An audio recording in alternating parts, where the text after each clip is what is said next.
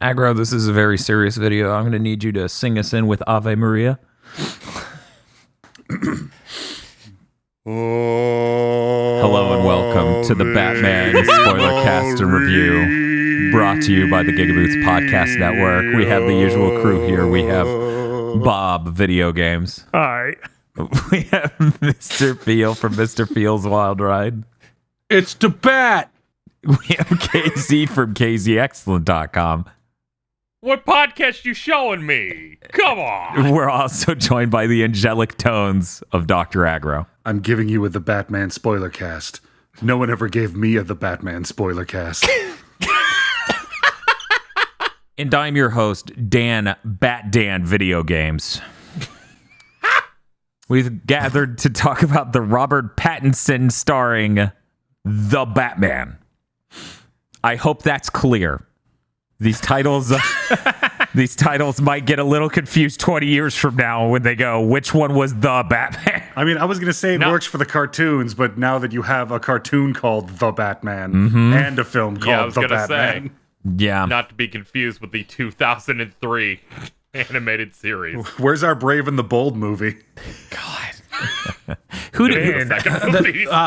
That's Batman v Superman, Aggro. Who plays Batman in the Batman Brave and the Bold movie? That's the real question. Patton Oswalt. Thank you. No. I should mention that in this movie, Batman is a CG character. He's the only one. Man, they're really the first modern Batman film to earn $5 million opening weekend. They are really, really stretching to find gimmicks for new Batman films. God, he was working alongside a realistic plastic man that was no CG and all practicals. Holy shit. Anyway, we're here to talk about The Batman. I'm joined by the usual. Let's talk about it. Before we really get into it, though, we're going to do the thing we usually, but not usually, do at the beginning of a Spoilercast review. Get a couple sentences from each of the hosts, vaguely summarizing how they feel, and a guttural sound to summarize how they feel. We're going to go and start with KZ. I came out of this fairly satisfied. Liked this a lot more than I expected, and found the pacing to be quite good, with the exception of one scene. I'm going to give it a Dr. Aggro. When they announced the basic casting and concept for this, it sounded like a terrible joke, but this was honestly the best case scenario for what a new Batman movie could have been. So I was kind of like, Bob. This has a lot of ideas I like, but I'm not really 100% sold on the execution of them. I'm going to give it a... Mr. Feel? They understood the assignment, so I'm going to give it a As for me, something in the way. And I'm going to give it a... And we're going to move right on. Aggro, you seem a little upset over there in your recording booth. Somebody mentions that song, I imagine the Beatles song that has that as the chorus. I know. Which also would have, worked in this film. It would have, yes, actually. What I really appreciate, though, is that it wasn't a standard romance thing like you would imagine. The she that is in the way it is moving is, in fact, the city Gotham. Really a character all its own. In this, yes, actually. I do like a lot of the things they've done here tonally. It is, I've never seen... Let me... The best way to put it is this, okay? If I came out here and said this was a bad film and they shouldn't have made it, that would make me a hypocrite because I've been asking for bizarre things like this for a very long time. Like, no. That is true. No, I'm going to need you to give Batman some deep clinical depression. He doesn't adequately solve any problems. And he's got a laundry list of emotional hiccups that aren't romantic interests for once. About the time I realized that this Batman was giving me like some of the same vibes as Vigilante from the Peacemaker series, I realized this might be my favorite Batman in a long time. Oh, this is for sure my favorite live action Batman movie. It's not even a fun contest. None of those other movies have shirtless Bruce Wayne living in his gothic cave and listening to Nirvana and not listening to his father figure. That is true. This entire film is a single tone for 3 hours, and that is an amazing level of commitment considering we can't get normal films like that. You turned a superhero movie into that. Nobody else for 3 hours. No one else has ever been brave enough to go, what if Batman was on the spectrum? Yes. Like the day after I walked into Dan's kitchen. Also the villain. And said, this might be the zoomeriest Batman possible. See, that's the weird thing. I feel like this is the Batman comic you make in the 90s for this exact audience. The fact they turned it into a film is deeply impressive. I cannot stress how it's like, yeah, I'm going to need you to never make a normal Batman film again. We've seen too many of those at this point, and good luck outclassing Nolan. Already confirmed for a sequel. Oh, I don't want a sequel. I want a different weird Batman. What's really funny was when it was like both written and directed by Matt Reeves, and I'm like, I know way too much about you now. What, he understands the core conceit of characters? Yes. I love how this is like how he shot, how he moves. This is simultaneously the most, that's a dude who's wearing some gear Batman, and also the most bulletproof immortal monster Batman. Yeah, I was gonna say it's almost comical how many times he is shot and it just does not even flinch. I know. I really liked that. I really liked how it's like, well, it was weirdly realistic in a way of like, well, obviously if he's fighting 8 guys, people are going to hit him, which is why he's built like a tank. Yeah, like if you're not going to make him a straight up ninja, he has to be this bulletproof to make sense. Somehow nothing hit his lower chin ever. Nope. I know, it's so... Even explosions aimed at his face. They did nothing. That scowl curves bullets. No one wants to ruin that thing except for maybe Tyler Durden, who wants to destroy something beautiful. That is the only person that would dare touch that chin, Bob. I don't know if it was actually Robert Pattinson in the suit most of the time. But I really enjoyed the body language in the performance, whereas like 50% of the time normal Batman shit, like he's intense, he's looming. Other 50% of the time he's like, I don't know where I should be standing or what I should be doing. I kind of did my menacing thing. I'm just gonna kind of look around awkwardly and stand I'm here. not gonna speak. I'm in the room now. It's literally, this is the only Batman you slip into the meme of they don't know I'm Batman as he's in the corner of the party, and it works flawlessly. It's the most I've seen a T-pose in a film. There's a lot of times where it's just like, no, this Batman uses the door. He doesn't do that disappear when you're not looking shit, except a couple times he does, but a lot of other times it's like, okay, and then walks towards the door. It is amazing to watch like Selena Kyle's arc through this movie of like, oh, are we gonna have combative repartee? Oh, sweetie, are you all right? Yeah, it's like why did Batman spend 3 hours telling me about Bionicle lore? On vengeance. There, on top of that layer of his personality, I appreciate that he's the least graceful a Batman has ever been, included to the point he gets shot and he so has the shit knocked out of him, he has to do drugs to get back up. I appreciate that. The wingsuit scene. Yeah, let's go. Scene. It's horrifically realistic and amazing. Let me just write this scene for a Batman movie where he fucks up hovering and then has to limp home. The combination of that and I'm like, the visuals on this scene are so insane. I wanted someone to green screen him out so he's just flying somewhere else.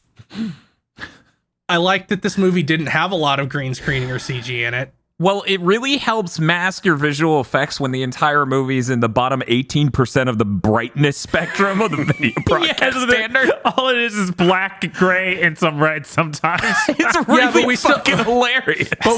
But we still got to see the really great Batcave that's an abandoned subway station. God, I fucking hate the Nolan Batcave. You hate the One Nolan of the worst things about the movie. Really? Because it's just that fucking white room. I hate the second it. one, yeah. Oh, okay, when they moved to that. Yeah, when they moved to that in The Dark Knight, yeah. Yeah, I don't even remember the one in Batman Begins at this point, but I just fucking hate that white room.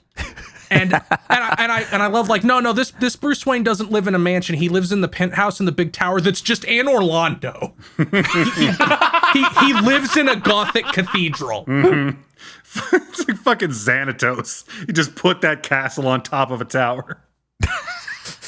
I really appreciate the scene where he's trying to solve the crime, and the only fucking way he knows to do this is to spray paint his floor with white paint Oh my god! to build out the evidence. So later in the movie, when he's in the Riddler's fucking apartment or whatever, I'm like, watch out, he's just gonna start spraying the floor. Like, yes, this is a man who is driven by his own deep sense of drama. Yes. Like, this is the most perfect expression of like that, what we often tried and failed to do in the edgy 90s era of, you know, if you really think about it, the people who would become superheroes are often deeply messed up in very fascinating ways. And this movie actually pulls that conceit off. I love it because you have Oz, right? You've got Oz, Batman, and the Riddler. Mm-hmm. Oz is over there, and he's just the most medicated out of the three of them. He's just like, what is fucking wrong with you guys? I really appreciate. I'm not sure if you guys saw the deleted scene with the Joker. Did people see that? Yeah, I saw it once, but I didn't look at it too close. I didn't, Like, not just the stinger at the end? No, they did a full dialogue that was supposed to go somewhere in the middle of the movie where Batman pulls a fucking Silence of the Lambs, takes the evidence to the Joker, goes, please solve it for me. And the Joker spends the I whole don't think we needed that scene. I think it's funny as shit. I did not see the deleted scene. But when I was talking about pacing at the start, I'm like, they should have cut that other Joker scene because it really felt unnecessary in the. I loved that scene. I loved that scene. I loved him establishing the teen girl connection with the Riddler and them giggling about how they're gonna own the Batman. I thought that was spectacular, and the sequel's gonna be the first movie to sell 1 trillion tickets. I mean, yes, that may be true, but I was in this mode of like, I would have been fine with a Batman villain without the presence of the Joker. That would have been nice. Like that scene with the Joker, they keep cutting it up to put it in the trailer for the sequel. Movie's actual villain lineup: Killer Croc, King of Calendars. Finally. Sure. Yeah, it's like they're stuck in Arkham. They're not getting out. Never. Guys, this takes place in the real world. That's not happening. We're getting the Condiment King. That is Robert Pattinson's favorite Batman villain. That would fucking slap in this universe. So in this movie, God, I'm just imagining Robert Pattinson Bruce Wayne getting blasted with ketchup and just having the most completely shocked and grieved look on his face. It's like I've never seen a Batman actor do the tails got trolled face. This is a film full of people, both allies and enemies, putting Batman on blast for his clear trauma throughout the entire thing. The deleted Joker scene is like, how do you not understand his motive? You are the Riddler. And I'm like, this is the funniest shit in the world. As Batman's like, no, I'm not. Give it back. Give back the evidence. You're wrong. Okay, I'm watching this deleted scene. It's just this podcast. It's so fucking funny to me that they're like, I'm like, we're literally doing Silence of the Lambs with the Joker, where he's just like, I wanted your perspective. Please solve the crime for me. They like. I really like it, but this movie does kind of play up Batman as just being kind of an ineffectual dipshit. Yes, because because there's like multiple times where Alfred's like, Master Wayne, I solved the riddle for you, and then gives him like the printout sheet. Yes. I mean, like, he does figure out a few things. He's shown to be observant. He makes a couple of the leaps that other characters don't. But by and large, he's not like the, Cucumber Bandersnatch-esque Savant Holmes character. Right. He's just kind of intelligent, but also horribly myopically focused on his own dramatic persona. Yes. I think it's also part of that. It's kind of bad that most of this movie they're trying to figure out what the rat with wings is. I know. It's the funniest shit in the world. Oz is like, what do you mean a penguin? Come on, Yeah, dude. that was the first thing I thought is like, no, it's a bat. Yeah, I'm like, look, there are only two answers to this. It's either a bat or a penguin. Maybe go look into those, possibly. And then an hour passes. And he keeps going back to it. It's like, come on, please. How do you guys not know Spanish? With the penguins, like, you guys are really bad at Spanish. I'm like, holy shit. Those are the moments I'm like, this is the funniest film of all time. That penguin is amazing. Yes. Had no idea it was Colin Farrell under all that. I know, it's really hard. They just transformed him into a cartoon character. It's A hoagie fell out of his mouth while he talked. It was so insane. like, he's right where I love the Penguin these days, where he's just one of the mob bosses in Gotham, and he's beautifully like he's not all the way Batman Returns Tim Burton Penguin. He's reminiscent of being that gross, but in a much more down to earth sort of look at this fat ugly weirdo kind of way. Yeah, he's not a literal monster like in the Tim Burton movie. I really liked his Iceberg Lounge, which is obviously like some sort of ice factory from like the 1920s converted into a club. It looked very cool. All the sets in this movie look really cool. Yeah, I feel like this is the best the Gotham Wayne looks Manor in a while. Yes, it looks so good. I think one of the nice things about this movie is how realized every setting is. Like, it is just, they execute it on very, very well. They give you a sense of place. Yeah, it's very, a very well. Cohesive sort of thing. It's literally the opposite of Batman v Superman in that way. Yes. Where it looks like we filmed this movie in a park with $800 million. Wow. Here's my house. It's a series of blue screens. Yeah, they do an Meanwhile- impressively good job here, where it's just like, where's the bat signal? Some half-built building, I suppose. I don't fucking.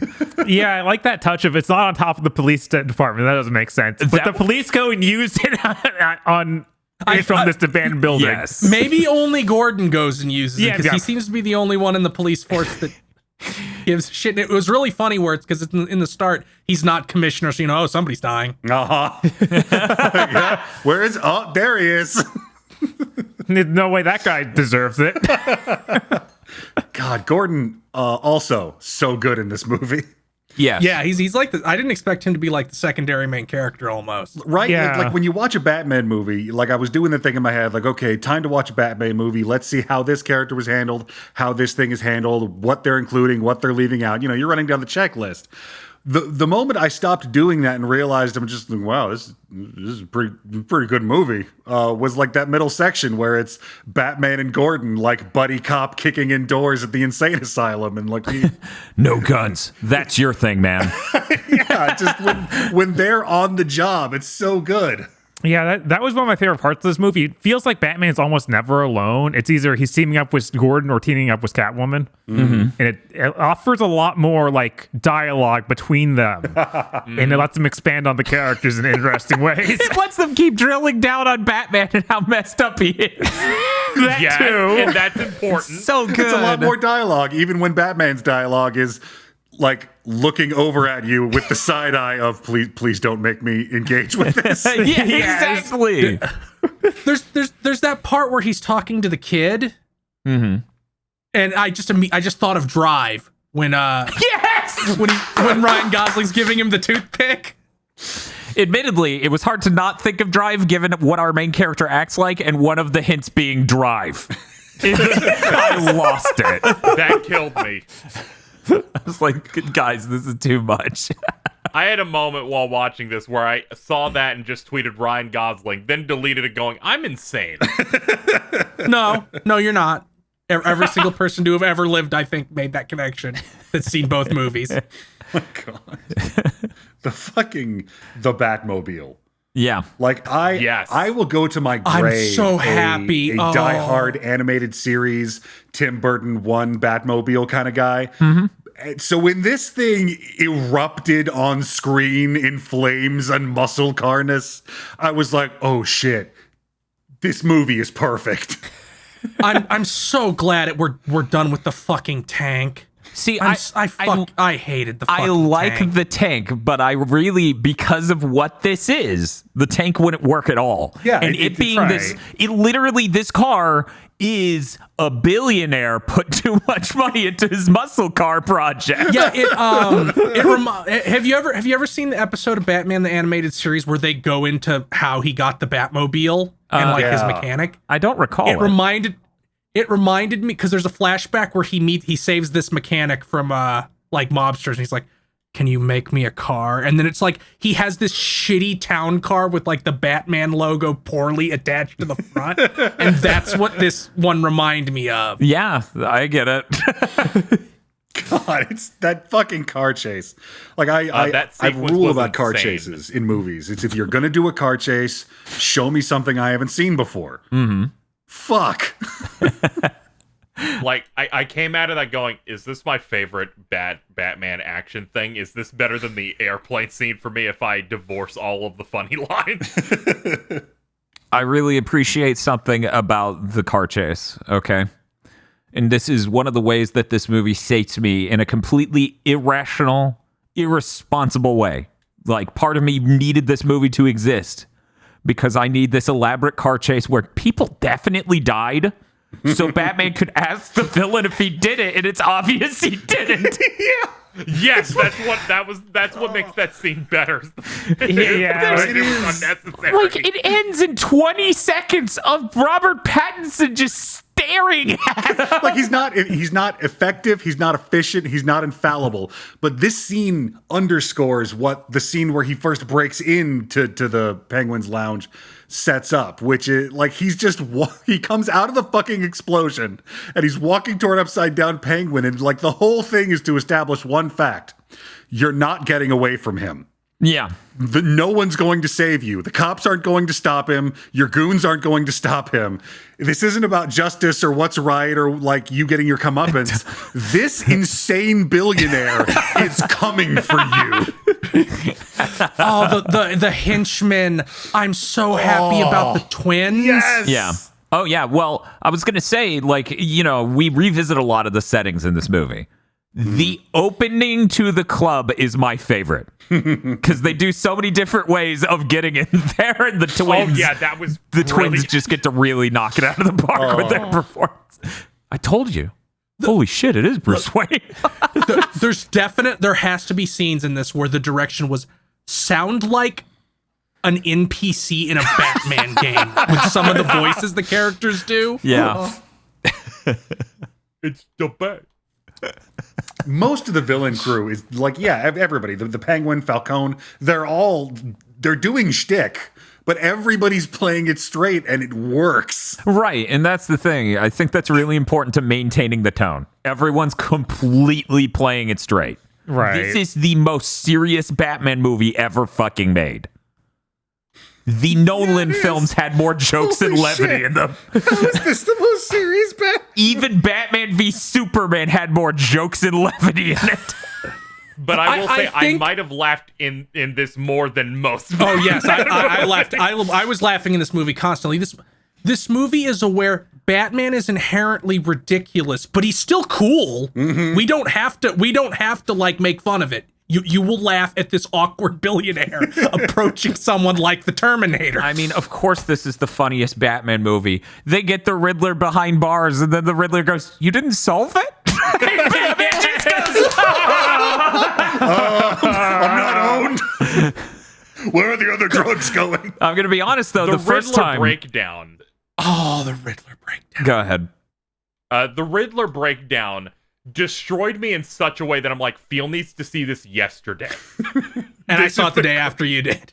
Yeah, I was like, this is perfect. This is everything I could have wanted from what they were building up toward.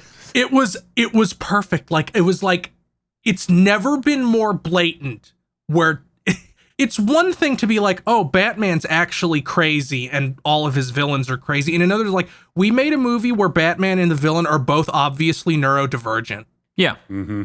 He almost literally goes The first moment that I start breaking down and laughing, and in like, there are a couple moments like, oh, that's kind of funny. That's kind of funny. The moment you get to see his video where he goes, "Thank you guys for making such a great community. Let's commit terrorism." I was rolling. This became the funniest Batman movie ever made. When it's just like, okay, guys, we're gonna murder a bunch of rich people. The fact that is what the final boss is. Mm-hmm. It rules. Here are my deranged followers that I got to just become Riddlers. I'm still trying to decide whether or not the final stage of the Riddler's plan, in the context of filmmaking, is sinister or brilliant.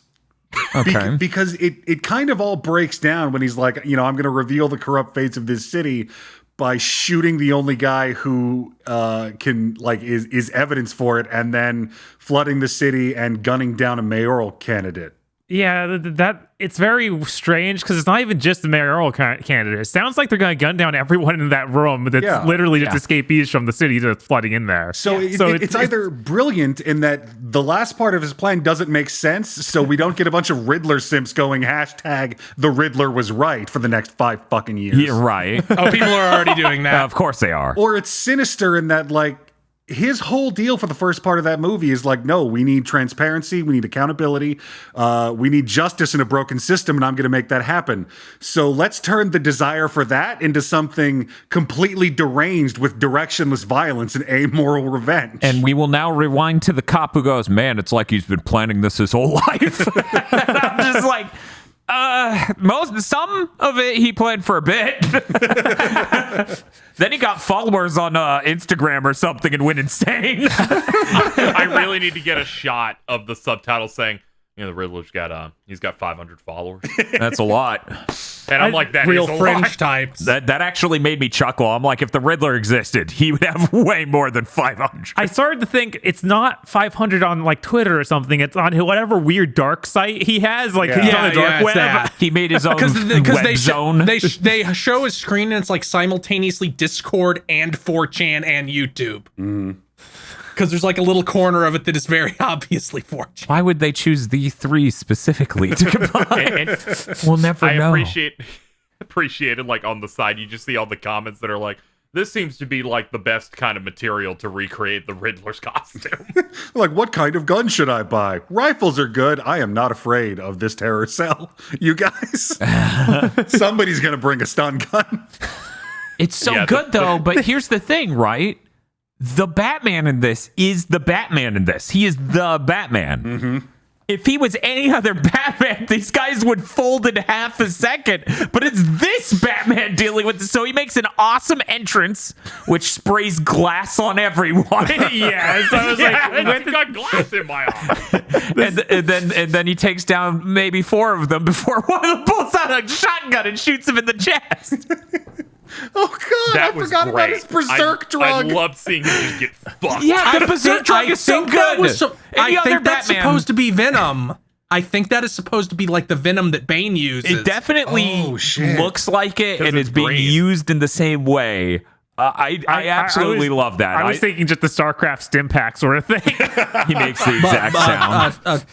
So Matt Reeves, if obviously you're going to be listening to this, obviously the very powerful influencers that are writing now. Take my advice and do Bane and get Tom Hardy again and just have him do that voice. Have him wear the actual like luchador outfit, but just have him do the same voice for no reason. 2 trillion tickets this time. We can do it. I appreciate that they're really hammered home the entire thing when they unmask one of the copycat ones and they just go, "I'm vengeance." Just really be like, Hey, Batman, you might want to just save people instead of just brutalizing them somewhat poorly. It's a beautiful thing for his character, and they immediately fall through on it. But that scene, that one shot where he's like, I'm vengeance, and everybody else is kind of nonplussed, and Batman is reeling. Yes. It's so perfect. good. It's so perfect. Yeah, they really nailed it. I didn't expect this movie to go into the most forbidden Batman discourse of did the Waynes deserve it? Yeah. But Yeah, I kinda hope they- somehow it does. I was hoping they'd commit more to it instead of the butler then just being like, it was fine, actually, Batman. Yeah, but that's the butler. I That's the know. butler. He's like the whole point is it's like, guess what? You don't know, and now everybody who does know is dead. Yeah. So you never get to know Bruce Wayne. You have to move forward yourself. You know, I think the most unfair thing about this film is Morbius had to follow it up, and Oh my god. Can you imagine how dog shit Morbius must be in comparison to this? I want to see it so No fucking bad. shit. it's got to be incomparably worse. It maybe it has 2 sets and the rest is just I want to see it just for the Birdman cameo. Oh, there's a Birdman. I mean, Vulture. Yeah. Ah. Yeah. What is his name? Keaton? Yeah. Keaton. Michael Keaton, yeah. Yeah. Oh, that's actually in Yeah, the there. old They didn't cut it Batman. out. I don't know. We don't know. No one's seen it. That's true. that would involve actually watching it, which is not a factor here. So there were 2 things I did not know about this movie when I started watching it. Okay. Well, actually 3, because I had forgotten that it was 3 hours long. So I got halfway through and went, "What the fuck is going on?" Why is there still talking about the bat with the rat with wings? I feel like barely shit had happened by There's halfway a lot of more of this movie than I thought. Yeah. One was that Andy Serkis was in it. Yeah. So when he just like comes into Rolls frame, yeah, I'm like, holy shit. See, it made me uncomfortable because I knew him, but I couldn't remember why, and that's because I had seen him as so many different Ninja Theory characters. Bruce, you don't have any Yes. parents. You only have mechs. I mean, I'm willing to admit that I'm brain damaged enough. I'm like, where have I seen that person before? When Alfred walked on screen, I'm like, oh my god, it's Andy Serkis, because I was like, oh, I was thinking of the "we have schools, you have mechs" Yeah. scene. Yeah, I dealt with 4 scenes with him, and I could not pull it up, so I had to look it up on the internet. I was just like, I know you. This is killing me.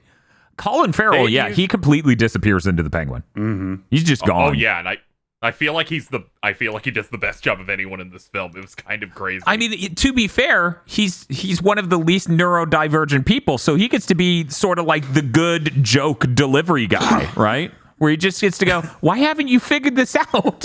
He's like, I run a criminal business and you guys are all weirdos. Why am I is it because of my face? This is bullshit. I'm the one who grew up during the generation with lead in the paint. What's your excuse? Microplastics.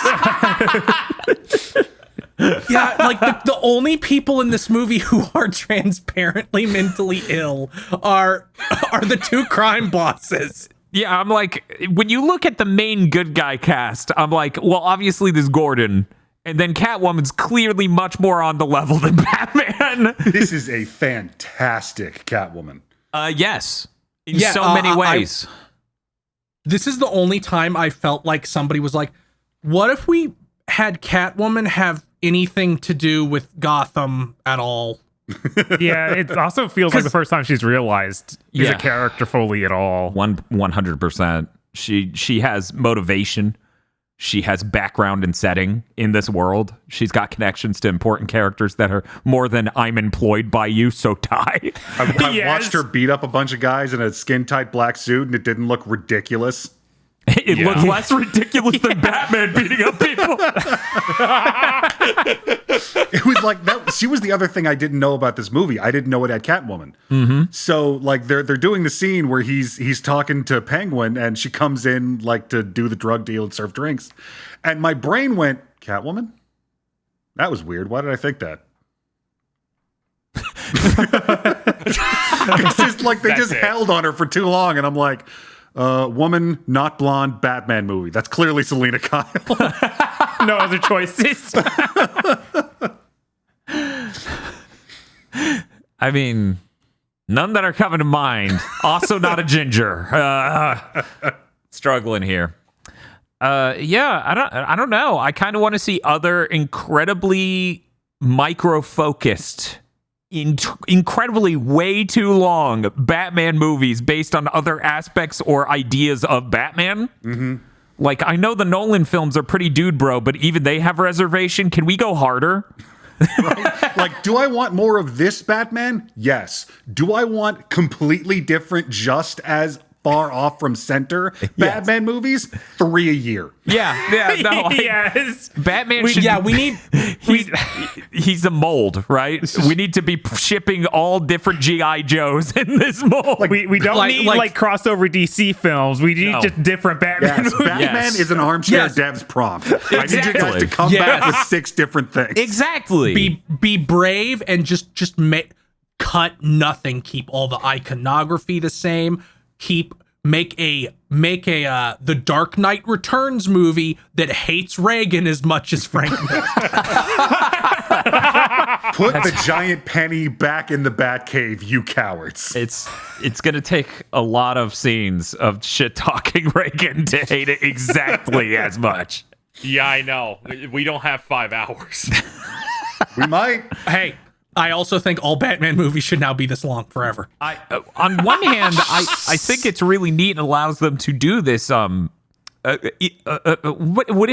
would you call this level of commitment to the tone? It's just so outlandish. Brave. I mean, honestly, yeah. Yes. This movie was brave. Yeah. No shit.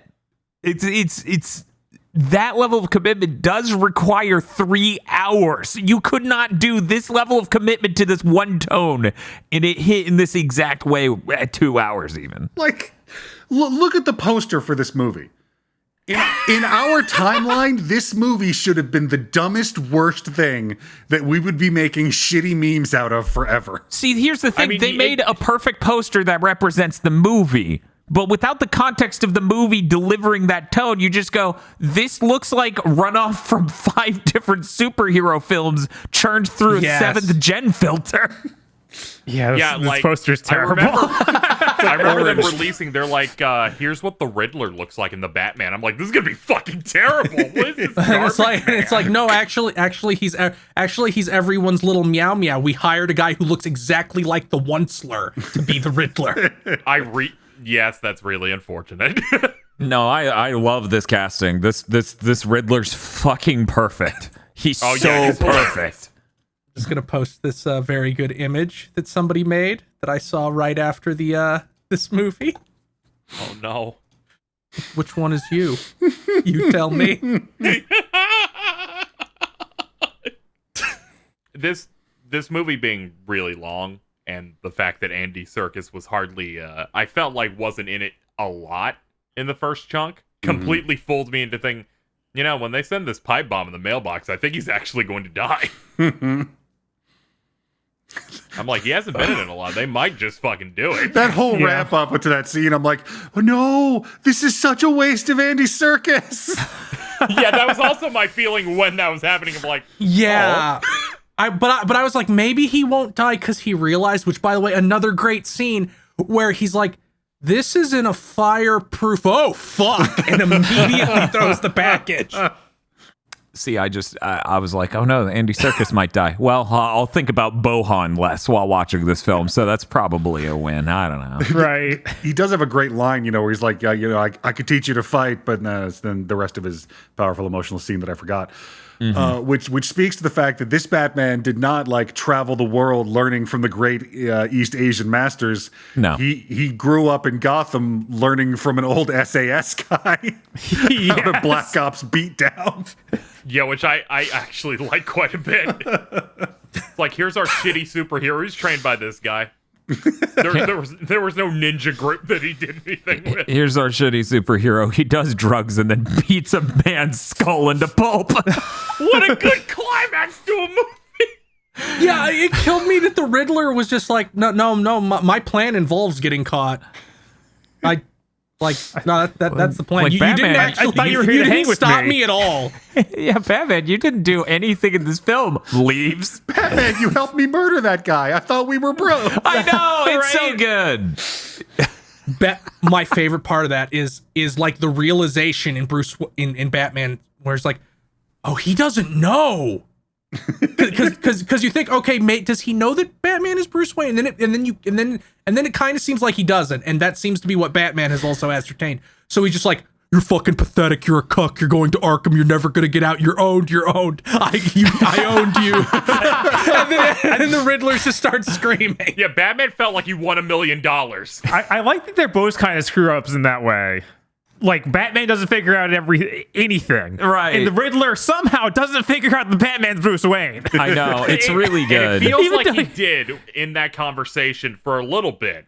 Oh, But yeah. then it Well, slipped they just enough. intentionally the air is hanging there because the audience is in suspense, and you can see on Bruce Wayne's face, you can see on Batman's face, he's convinced the Riddler knows, Right. And he's pouting, and he's just stewing in it, and he's really unhappy. And then the moment, of course, that card flips of there is no trap card. Which, like, that's so great because, you know, it leans into the later scene where he beats the shit out of that guy on Venom and he gets up and, like, he does something that Batman never, ever does. He grows the fuck up just a little bit.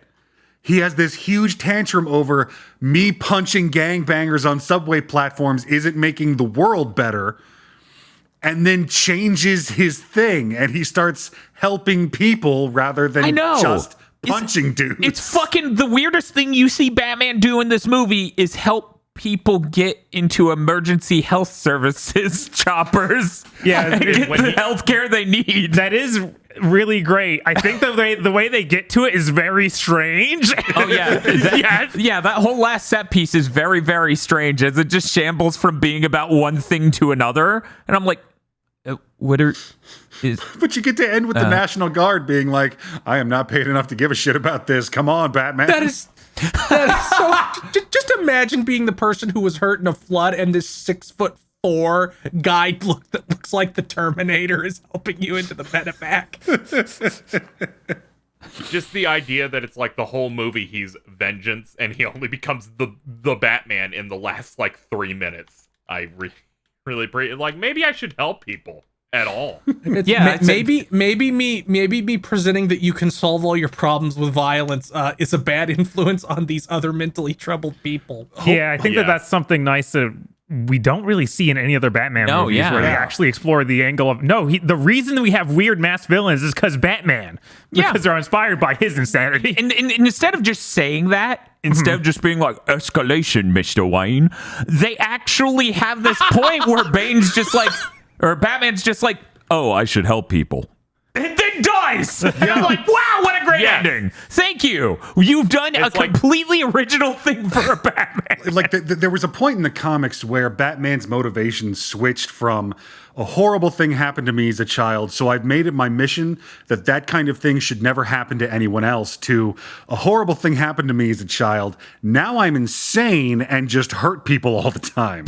I hope we can look back to this point in this movie as being the point where that switched back in the narrative of the films we make to, oh no, Batman's not insane revenge guy. Batman is a caped crusader for justice again. Yeah, I feel like you go back to even older Batmen, right, in cinema, and they may help the smaller person, right?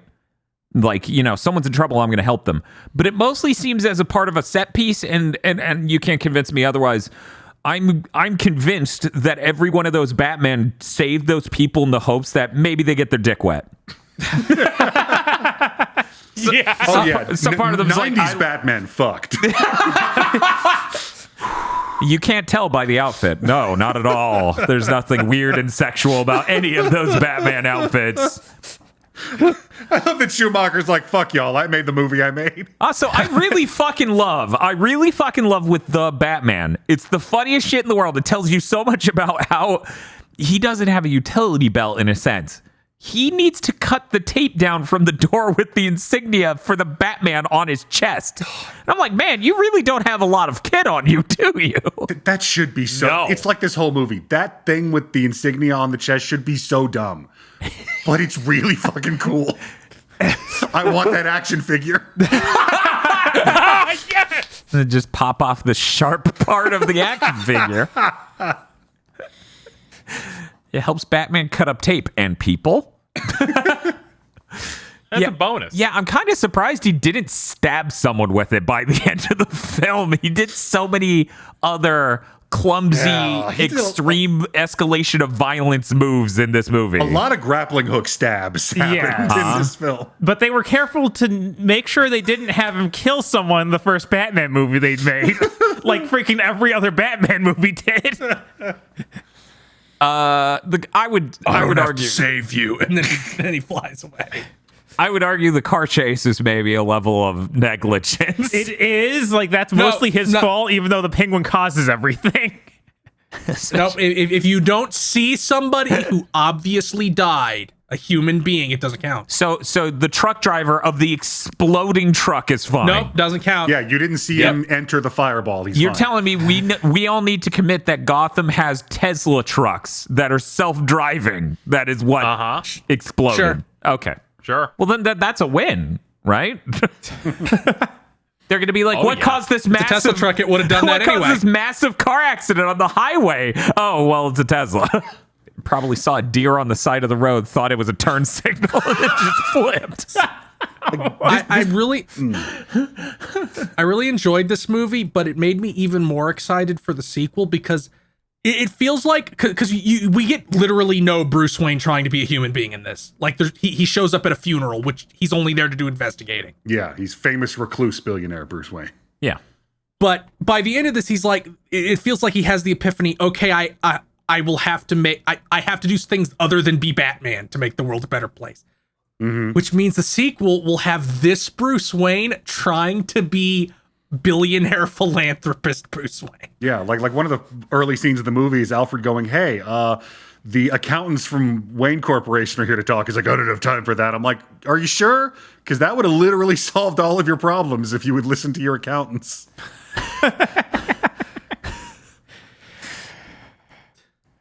I liked a lot of what we did see of Bruce Wayne and the Batman interact with the same people.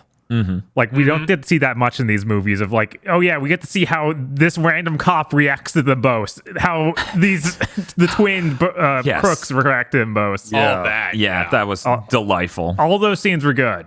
Mm-hmm. It's the funniest shit in the world that cop just gives Batman shit every time, and then Bruce Wayne shows up and he goes, "Holy shit, it's Bruce Wayne!" Like this movie does so many things right. It moves so many things in the right direction that I'm like, is this now a timeline where we can make a good Superman movie again? Where like Superman starts beating the shit out of slumlords and fucking up union busters like he did in the 30s?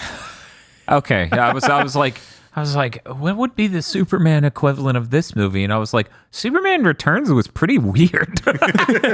it would be Superman melts Jeff Bezos' face with heat vision. Superman, like he stays in the Fortress of Solitude until his stock ticker reads out that someone has earned $1 billion. Mm-hmm. And then he leaves the fortress. And then he comes on down to America. The camera doesn't follow him. We just hold on his chair for like 20 seconds, and then he comes back in, smoke slowly wafting from his eyes. He doesn't even just lock him up in his Fortress of Solitude, he just melts them. No. Yeah. No, they're melt man now. It's over. I really enjoyed the music in the film. I like that they made Batman's theme what sounds like what I would hear at a funeral or when I die in a video game, but sometimes it becomes epic and heroic if he's doing something cool. But most of the time it's just bong. It was he's the going Imperial to kill someone. March. Yes. I kept waiting for the lightsaber. I'm so glad we're coming back to movies having soundtracks again. Yes. As big of a fan as I am as Something in the Way and Ave Maria, I feel like I could have dealt with a third song being in this movie. The epic movie cover of these two songs does not count as 4 songs. I need a scene of like Bruce Wayne with the eyeliner still on. You can hear pumped up kicks softly playing in the background. God, that would absolutely kill me. Wait, who would listen to it more, Bruce or fucking the Riddler? Either one is really up for grabs. Instead of both their mothers are named Martha, they both have the same Spotify playlist. That's the. It is That's crazy somehow more because realistic. he punches the Riddler, right? And what he does, because he punches fucking everybody, he punches the Riddler. Riddler's headphones come out, and he's like, "Why are you listening to this?"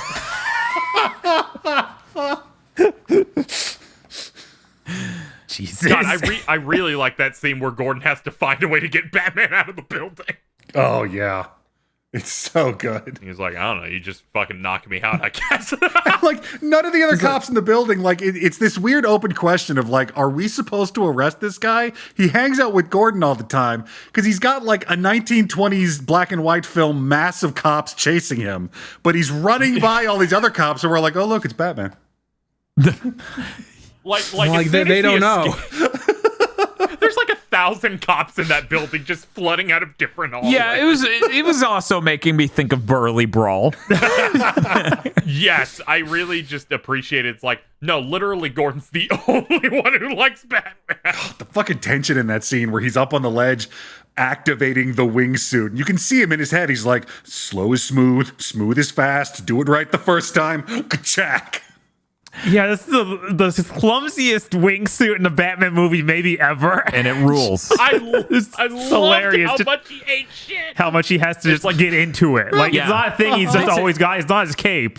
It's just a full suit he has to put on. It's like if Bane went time to go mobile, and then he just had to assemble the vehicle. Yes. Like, Slowly. I don't think you've got enough height for a wingsuit, bro. Okay, yep, I was right. There was the part where there's one part where he goes with Catwoman on a motorcycle, but he couldn't have ridden the motorcycle with his suit. So he must have changed out of it, gone with her, and then she had to wait for him to put it back on. Like there must be some remove most of the armor ability. I love. Okay, so he slips into the club that last time, right?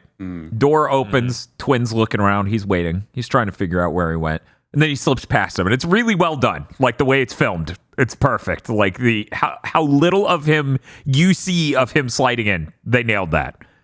Bruce slips into a side room. Somebody clearly sees him. Bruce knows someone's gonna see him, so he just waits to throw punch him. Yeah, I know, that was so good. I'm like, how is he stealthily he's gonna throw punch him? No, strength check. Jesus Christ. It's this. He thinks of a lot of things, but he doesn't think of brilliant solutions. Yeah, I really like the elaborate cool guy moment that they try to achieve in these alongside showing them eating shit. And I feel like they keep that balance up the entire time that I'm like, you don't get films like this very often. Yeah, he's a lot more on the John Wick, John McClane scale of action hero. Mm-hmm. Where he doesn't, Batman Gambit, perfect move, 100 moves ahead every time. Sometimes he turns around and takes a chair to the teeth. Yeah. I wish this had action choreography like John Wick. Jesus. That would be pretty cool, but then we would have to get Batman a gun, and I'm not ready for this Batman to be allowed to own guns. Oh, man. And he could just be doing the judo throws that Wick does. Oh, man. Do we give him a samurai sword like at the fucking end of John Wick 3? Then the Riddler and him duel? But which one of them knows the 5-point palm exploding heart technique? The Riddler and Batman are having a duel with the shitty swords they bought at the mall. Right? they clash once, the blades fall out. It just falls off the hilt entirely. Bruce Wayne definitely has one of those shitty mall katanas and it snaps immediately. But our man, the Riddler, he's got that old school Kit Ray, 3/4 inch iron bar fucking fantasy sword. It's like a club. This Batman, maybe the Batman of all the cinema Batmans, who feels like the idiom, if all you have is a hammer, everything looks like a nail. Yup. Yeah. And I really love that because, once again, he's an out-of-touch, socially reclusive, mildly damaged, or heavily damaged, billionaire. So, of course, he doesn't have a lot of problem-solving skills. Our city can't use social reform. Clearly the problem is these people aren't being punched enough. If only someone would punch them. There's that great scene where Catwoman's like, yeah, they were there, and the backroom clubs have where the VIPs do drugs openly, and Batman just stares. Like, what? That's a thing? Yeah. They can do that, but that's illegal.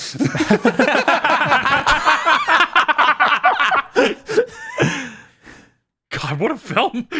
Yeah, he's got that real late teenager on Reddit energy there in the middle of that movie. Yeah, he does. It's weird because this is like 2 years into him being Batman, and he still hasn't figured out even that. Oh yeah, yeah. You Well, can tell all he's done is beat up muggers. And it's been and like that's apparently been working. Apparently, arrest the Joker. Right, he got that somehow.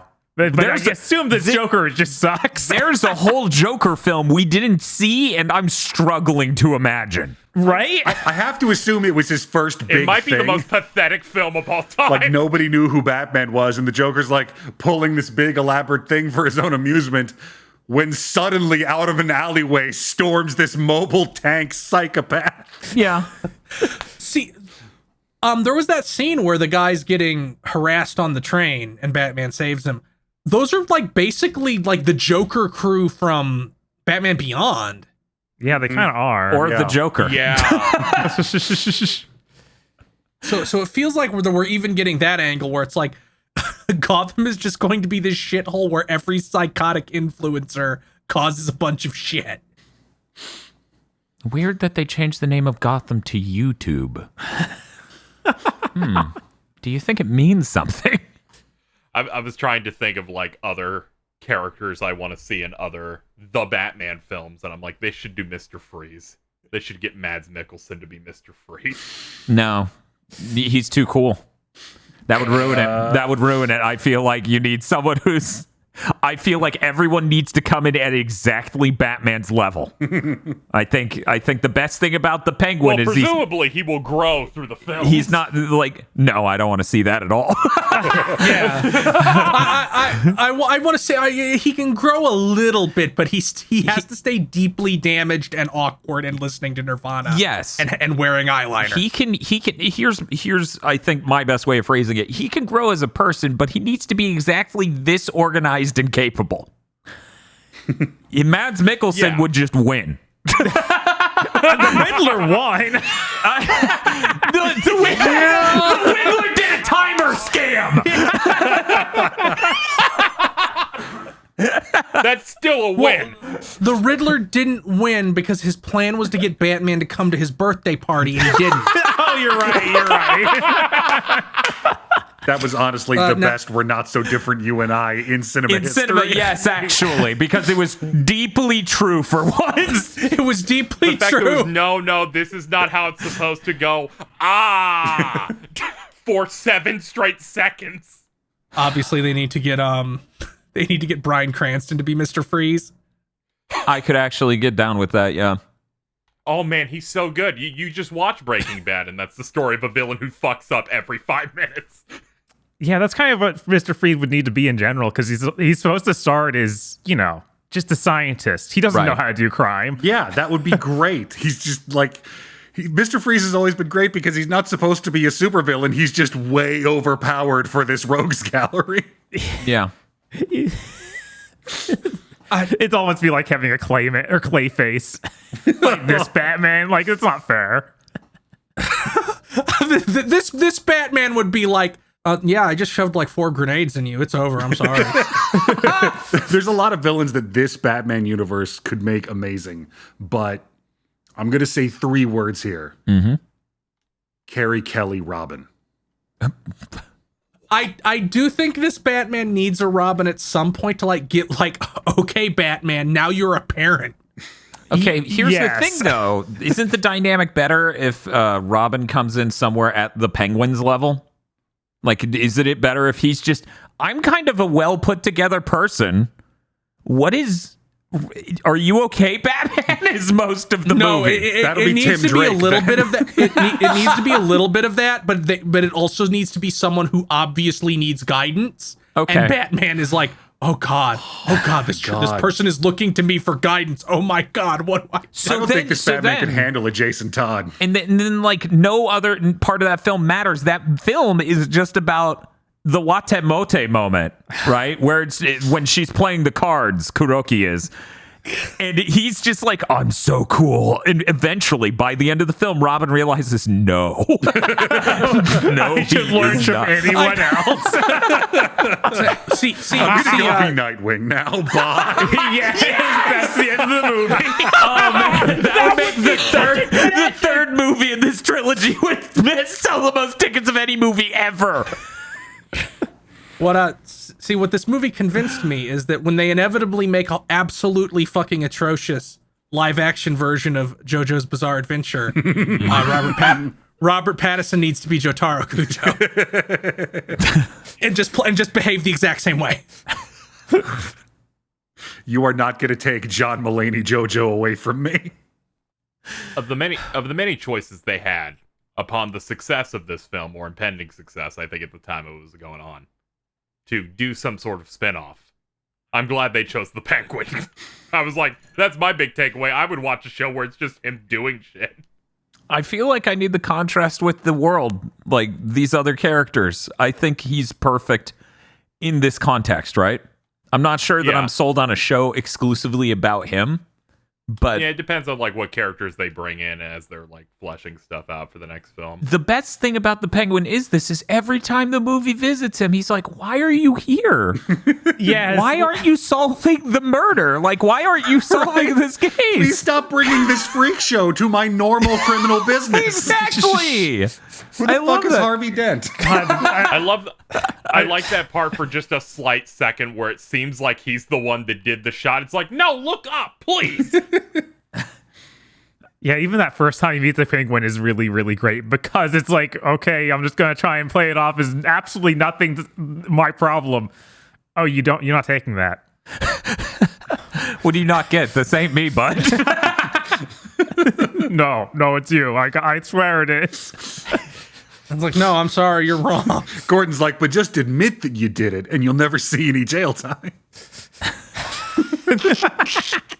So I just learned that not only are they making the Penguin spin-off series, which will be incredible, they're making one about Arkham.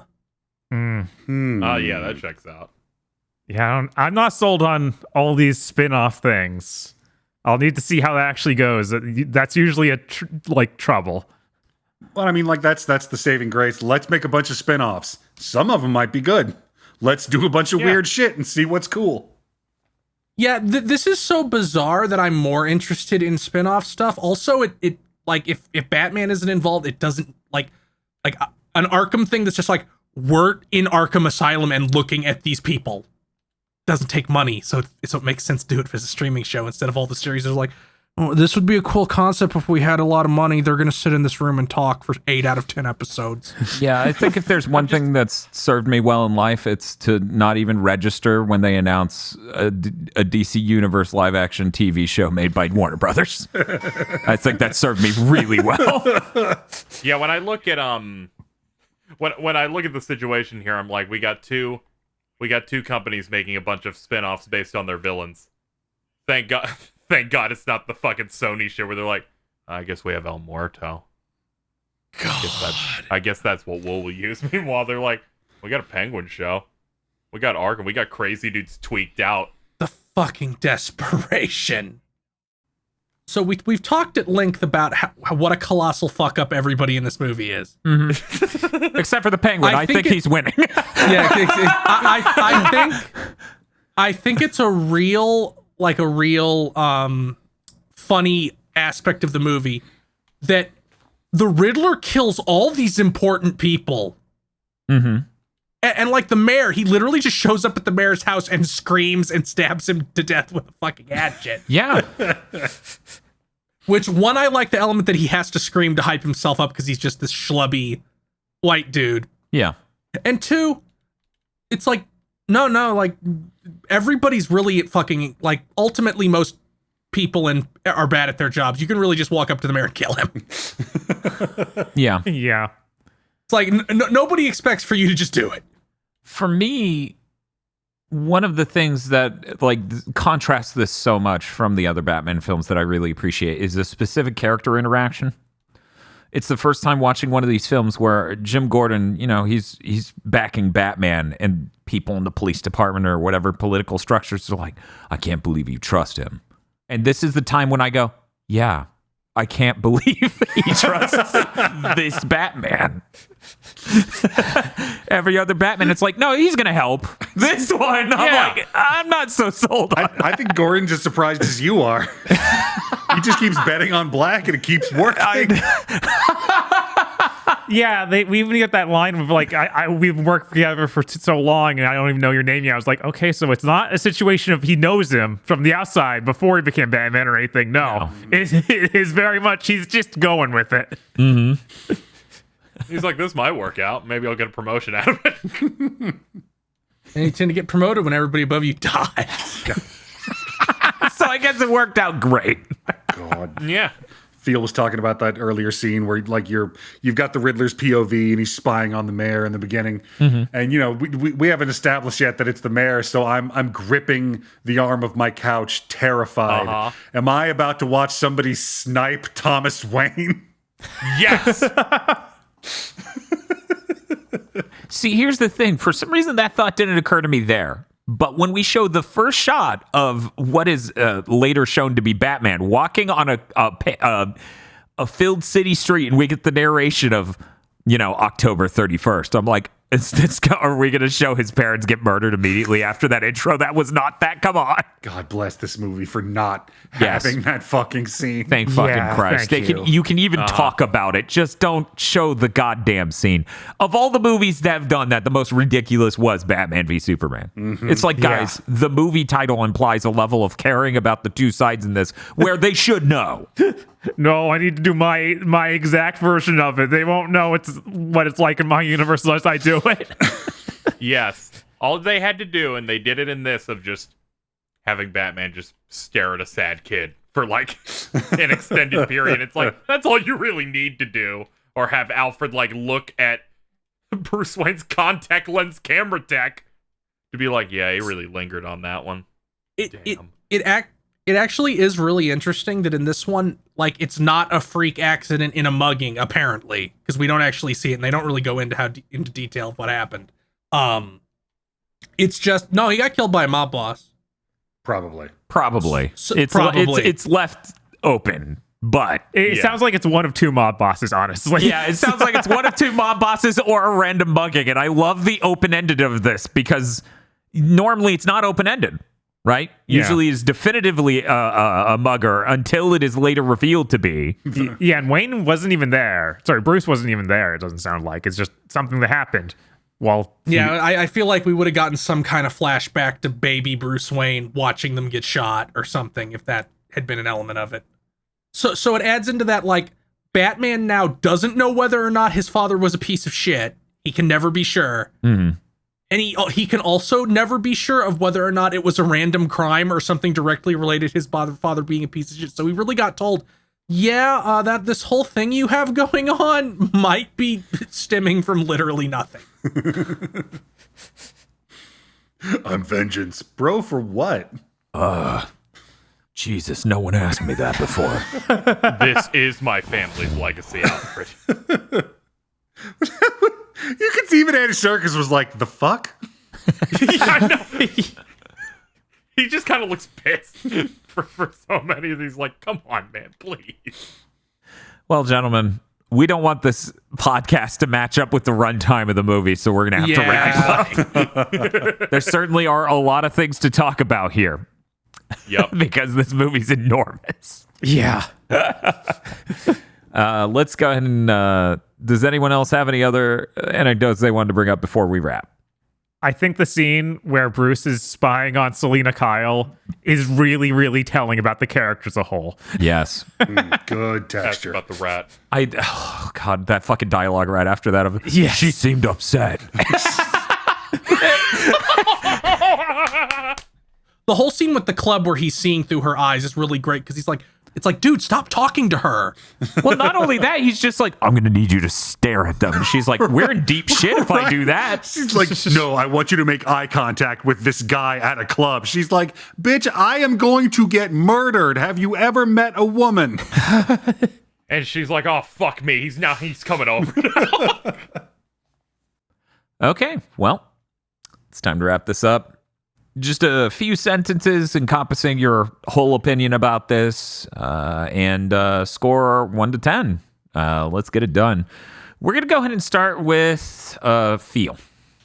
I really enjoyed this movie. I felt like the pacing did not drag at all. I feel like, despite being half an hour longer, it feels shorter than The Dark Knight, which feels like the longest movie ever made when you're watching it. The Dark Knight or The Dark Knight Rises? The Dark Knight, because I just remember a lot of it's like, dude, I'm not going to be worried about this woman getting blown up for 45 minutes. This needs to be resolved. I love its 4.5 act structure. I loved what a horrible disaster Bruce Wayne is, and how the Riddler is like exactly the same as him, but even more of a horrible little man. I'm really glad we're now just getting into no, Batman has autism. Like, that's deeply important to me from a representation angle. I really like it. I'm giving this movie a 10. Okay. I enjoyed every second of it, and honestly, I would have been fine with being longer. Okay, we'll move to KZ next.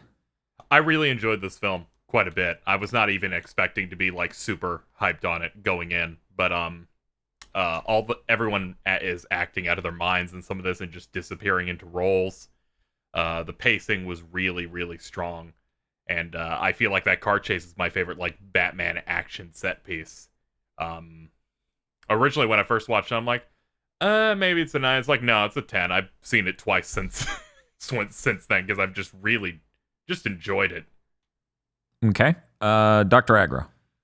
I mean, this movie is long, and it's all muscle, and it is executing on everything it's trying, and the things it's trying are big out of the park swings that it is landing. And I mean, whether or not a movie is a solid 10 really depends on how well it holds up over time. But sitting here, I have to give it a 10. I don't have any significant problems or shortcomings with it. How was a Batman movie this fresh and good at this point in our timeline? Okay. Bob. Yeah, like I said at the intro, I do really like all the concepts we talked about in here. I don't feel like it was as well paced as everyone else seems to think it was. Like, I think there was some points where I was like, okay, this is dragging a little bit. Mm-hmm. Can we move on? Can we maybe have another riddle? Dude, you got 3 riddles in one scene. That was really cool. Someone's going to dissect the movie and be like, El Rata Alada was a full fucking hour. And I'll go, yeah, it felt like it. I'm. If you told me that was an hour and a half, I'd believe you. The solution to that one made me almost want to die when it was like, you are. That was Riddler core bullshit. That made me laugh. That made me just bust a gut. But yeah, I'm gonna give it an 8. I enjoyed this film, but I'm not like crazy about it. I think it has a ton of cool ideas, and I'd love to see what they do with the sequel. Okay. But I don't feel like it was like some perfect movie or anything. Okay. I find that the most important thing you can do with a Batman movie in 2022 is be interesting. Like, give me an interesting movie for the love of God. Because if you just try to do a normal Batman film, you have to compete with Nolan or some camp. I find this movie's execution of its tone admirable.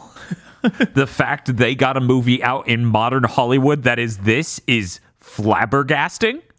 And I think it's a really interesting watch as a movie. When it comes to choreography and a number of other things, I don't think it's that spectacular. I think the soundtrack's kind of lacking. I do think it's accomplished basically what I set out to do watching it, which was have an interesting Batman film that'll stick, right?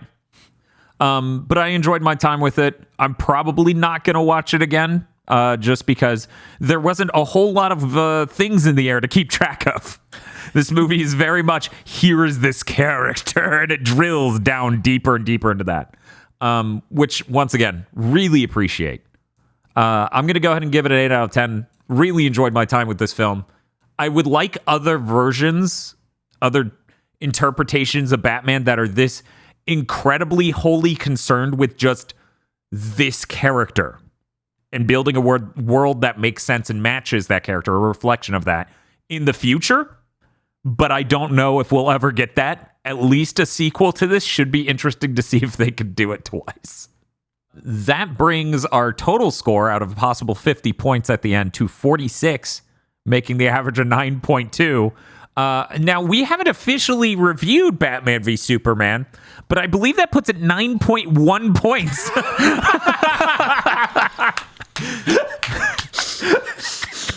Which one of you fuckers gave that movie a point? Feel. I haven't seen it, so I don't know. Come back next week on Curse Content Fight Club, where we watch Batman v Fuck Superman. no. That's what this was. I will stab you with the insignia on my chest before that happens. This month's GigaBoots videos were brought to you by the continued support of our executive producers, such as Esme, E. Lee Broyles, Star Falcon, Spaceman Spiff, Red Blaze 27, Brendan O'Sullivan, Burning Pepsi Man, Adam Admar, Cooper Tank, and Virmvarm. Thank you very much to our executive producers, and also these gamers. If you want to support GigaBoots so we can continue the content crunch, then head on over to patreon.com/GigaBoots today.